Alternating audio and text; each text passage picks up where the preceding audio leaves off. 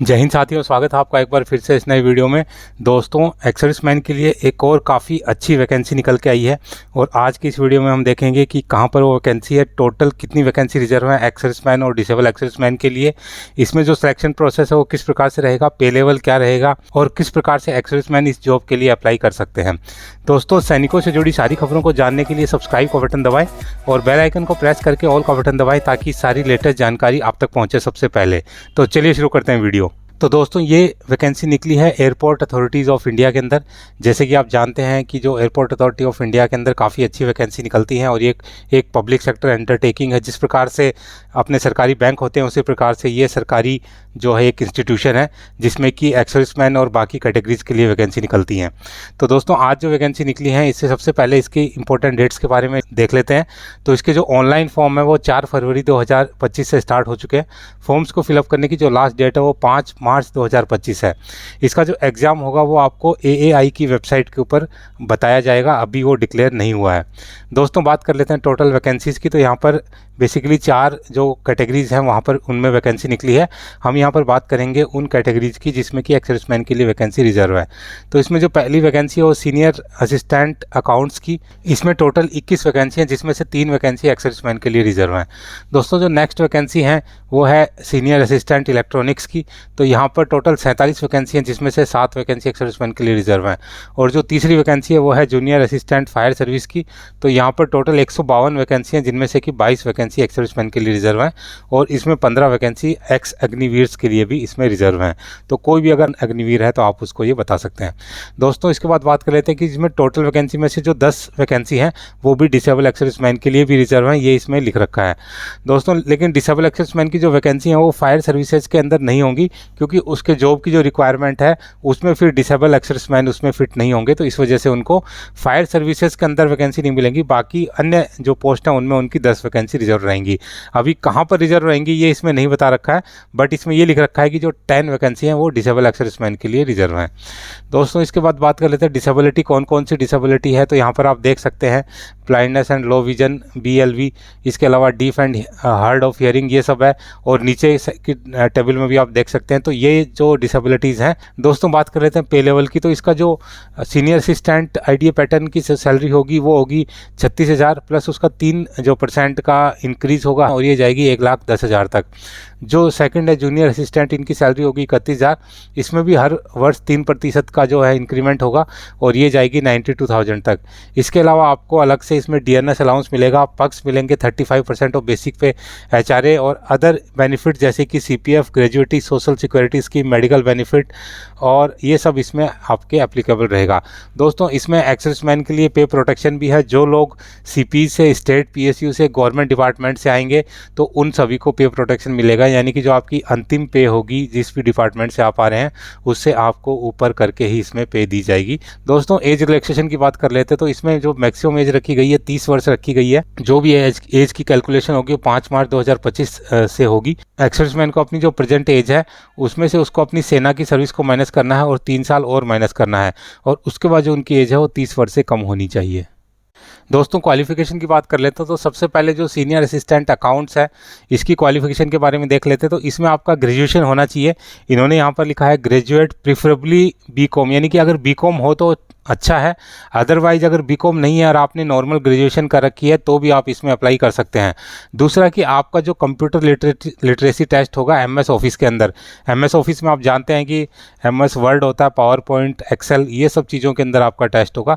तो बेसिकली सभी आजकल सभी इससे फैमिलियर रहते हैं। एक्सपीरियंस मांगा गया है 2 साल का, लेकिन जो सेना में नौकरी कर रहे हैं तो उनका ऑलरेडी वैसे ही एक्सपीरियंस है तो वो सभी इसमें अप्लाई कर सकते हैं। दूसरा, इसका जो पोस्ट है वो सीनियर असिस्टेंट इलेक्ट्रॉनिक्स का है। यहाँ पर आपका जो है इलेक्ट्रॉनिक्स या टेलीकम्युनिकेशन या रेडियो इंजीनियरिंग के अंदर आपका डिप्लोमा होना चाहिए। तो अगर आपने सेना में ऐसा कोई काम किया है जो कि इलेक्ट्रॉनिक्स, टेलीकम्युनिकेशन या रेडियो इंजीनियरिंग का है और आपने उसके अंदर 2 साल का एक्सपीरियंस है तो आप इसके लिए अप्लाई कर सकते हैं। जो तीसरी पोस्ट है जिसमें ज़्यादा वैकेंसी है वो है जूनियर असिस्टेंट फायर सर्विस की। तो यहाँ पर अगर आपने 10th पास कर रखी है तो आपको 3 साल का डिप्लोमा चाहिए मैकेनिकल, ऑटोमोबाइल या फायर के अंदर। अगर आपने ये डिप्लोमा नहीं कर रखा है तो आपका फिर 12th पास होना चाहिए नॉर्मल स्टडी से। तो ये सब अगर आपने 12th पास कर रखा है तो आपको फिर डिप्लोमा की ज़रूरत नहीं है, और अगर आपने 12th पास नहीं कर रखा है तो आपको फिर 10th के साथ ही डिप्लोमा की ज़रूरत है। तो बेसिकली जो लोग भी 12th पास हैं वो सभी इसमें अप्लाई कर सकते हैं। साथ ही आपको ड्राइविंग लाइसेंस चाहिए। ड्राइविंग लाइसेंस आपका चाहे वो लाइट मोटर व्हीकल का हो या मीडियम मोटर व्हीकल का या हैवी मोटर व्हीकल का, कोई भी लाइसेंस आपके पास होना चाहिए। दोस्तों, जो लोग सेना में नौकरी कर रहे हैं और एक्स सर्विसमैन कोटे में अप्लाई करना चाहते हैं तो वो भी इस पोस्ट के लिए अप्लाई कर सकते हैं। जो इसकी लास्ट डेट है 5 मार्च 2025, तो उसके 1 साल के अंदर अंदर यानी कि 5 मार्च 2026 से पहले पहले उनको सेना से रिटायर होना होगा। दोस्तों, बात कर लेते हैं फीस की, तो इसमें नॉर्मल कैंडिडेट के लिए 1000 रुपये की फ़ीस है, लेकिन एक्स सर्विसमैन के लिए इसमें किसी प्रकार की फ़ीस नहीं है, वो इसमें फ्री ऑफ कॉस्ट अप्लाई कर सकते हैं। सिलेक्शन प्रोसेस के अंदर आपका CBT होगा, डॉक्यूमेंट वेरिफिकेशन, आपका PMT होगा, ड्राइविंग टेस्ट होगा, फिजिकल एंड्योरेंस टेस्ट होगा। दोस्तों, भी देख लेते हैं जो सीनियर असिस्टेंट अकाउंट है उनका जो सिलेक्शन प्रोसेस है वो किस प्रकार से होगा। तो उनका जो सिलेक्शन प्रोसेस है 3 भागों में कंप्लीट होगा। पहले उनका रिटन टेस्ट होगा जो कि 2 घंटे का होगा, फिर उनका कंप्यूटर लिटरेसी टेस्ट होगा और जो कि क्वालिफाइंग इन नेचर है, और तीसरा उनका डॉक्यूमेंट वेरिफिकेशन होगा। तो उनको 3 ही चीज़ें करवानी है। सिलेबस देख लेते हैं, तो उनका जो सिलेबस है 70% जो क्वेश्चन आएंगे वो आपके एजुकेशन क्वालिफिकेशन के हिसाब से आएंगे, जो भी आपकी पोस्ट है उसके हिसाब से, और जो 30% जो क्वेश्चन है वो जनरल नॉलेज, जनरल इंटेलिजेंस और जनरल एप्टीट्यूड के आएंगे।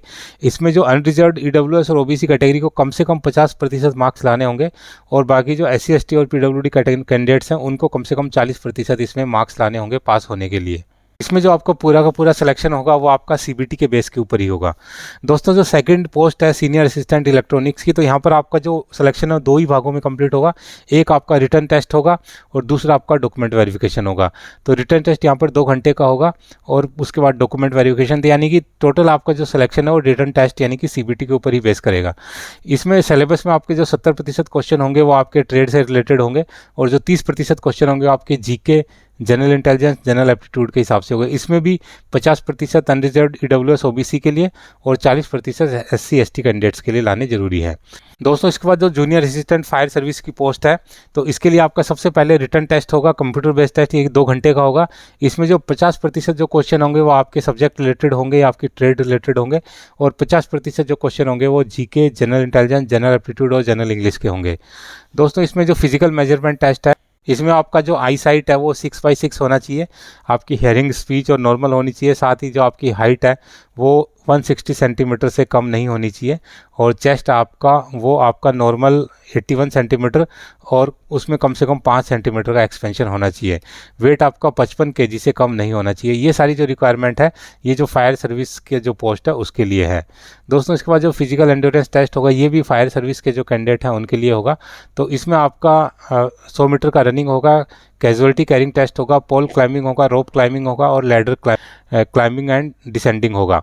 तो यहाँ पर आपको 100 मीटर की रेस करनी है, तो उसके लिए अलग अलग मार्क्स हैं, जैसे कि आपने 20 मार्क्स मिलेंगे अगर वो 12 सेकंड में पूरे करते हैं, 18 मार्क मिलेंगे अगर 13 सेकंड में पूरे करते हैं। इसी प्रकार से जैसे लिफ्टिंग 50 kg का वेट आपको लेके जाना है 50 मीटर तक, और अगर आप 20 सेकंड में लेके जाते हैं तो उसके लिए 20 मार्क्स हैं।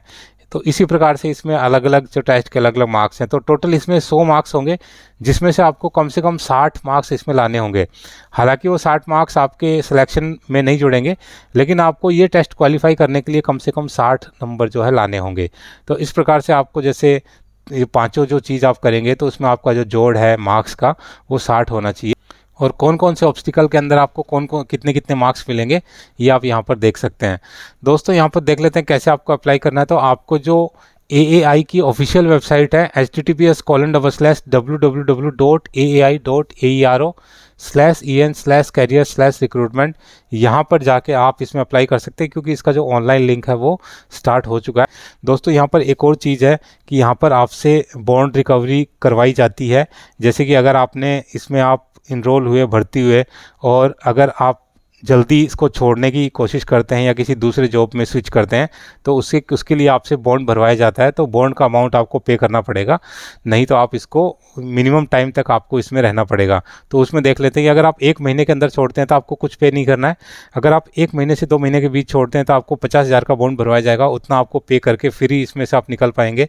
उसके बाद 2 महीने से लेकर के 3 महीने तक 75,000 है। 3 महीने से आपकी जो ट्रेनिंग है उसके कंप्लीट होने तक 1 लाख रुपये है। 1 साल तक आपके लिए 3 लाख रुपए है। 1 साल से 2 साल तक आपका जो बॉन्ड का वैल्यू है वो 2 लाख रुपए है। और 2 साल से लेकर के 3 साल के बीच में अगर आप जॉब छोड़ते हैं तो आपको 1 लाख रुपए पे करने पड़ेंगे, और 3 साल के बाद आप जॉब छोड़ते हैं तो आपको इसमें कोई भी इसमें अमाउंट पे नहीं करना पड़ेगा। तो ये सब आपको पता होना चाहिए।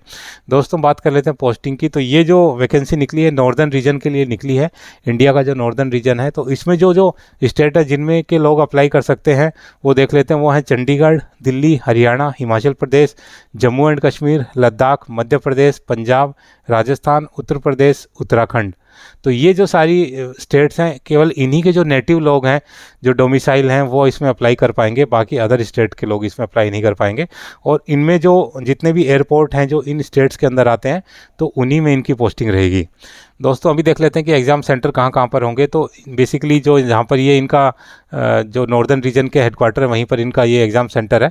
तो देख लेते हैं जैसे कि दिल्ली, आगरा, कानपुर, लखनऊ, प्रयागराज, वाराणसी, देहरादून, रुड़की, जयपुर, जोधपुर, कोटा, अम्बाला, बिलासपुर, हमीरपुर, जम्मू, सांबा, अमृतसर, जालंधर, चंडीगढ़, मोहाली, पटियाला, भोपाल, इंदौर और जबलपुर। तो यहाँ पर आपका CBT का जो है एग्ज़ाम सेंटर रहेंगे। कुल मिला के देखा जाए तो काफ़ी बढ़िया जॉब है, और जो क्वालिफ़िकेशन है वो भी काफ़ी सिंपल है, इतनी ज़्यादा कॉम्प्लिकेटेड नहीं है। और पे प्रोटेक्शन सबसे इंपॉर्टेंट चीज़ है कि जॉब के अंदर पे प्रोटेक्शन है। तो जो लोग भी एलिजिबल हैं वो ज़रूर इसमें अप्लाई कर सकते हैं। दोस्तों इसी के साथ ये वीडियो समाप्त करता हूँ। उम्मीद है कि वीडियो आपको पसंद आया होगा। वीडियो अगर पसंद आए तो लाइक, शेयर और सब्सक्राइब करना ना भूलें, और बने रहें मेरे साथ इसी प्रकार के इंटरेस्टिंग वीडियोज़ के लिए। वीडियो में बने रहने के लिए आप सभी का धन्यवाद। जय हिंद।